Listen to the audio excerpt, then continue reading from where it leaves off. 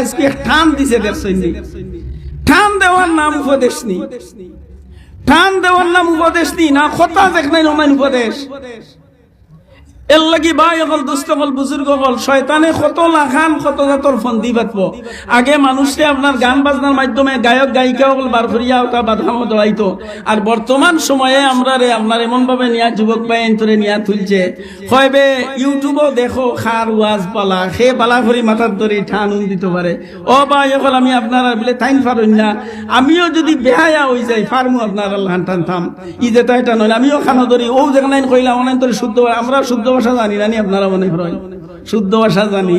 30 পারা কুরআন যখন আল্লাহ মুখস্থ করাইতে পারছে আমরা রে, তাইলে শুদ্ধ ভাষা তো আপনার 60 দিন করলে হইছিল এই মনে নেই ভোকা। শুদ্ধ ভাষায় ওয়াজ করার কোনো বিধান নাই।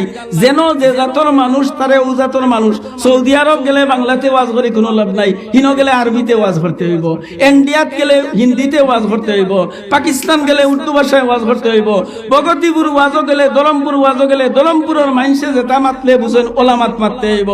আল্লাহ যে যুগের মানুষের যে জাতর ভাষা আছিল ও ভাষা দিয়ে আসমানি কিতাব নাজিল করছেন। ইব্রু ভাষা আছিল মুসা আলাইহিস সালামের জমানো, ঈসা আলাইহিস সালামের জমানাত আল্লাহ তাআলা হিব্রু ভাষায় তাওরাত নাজিল করছেন, ইনজিল নাজিল করছেন।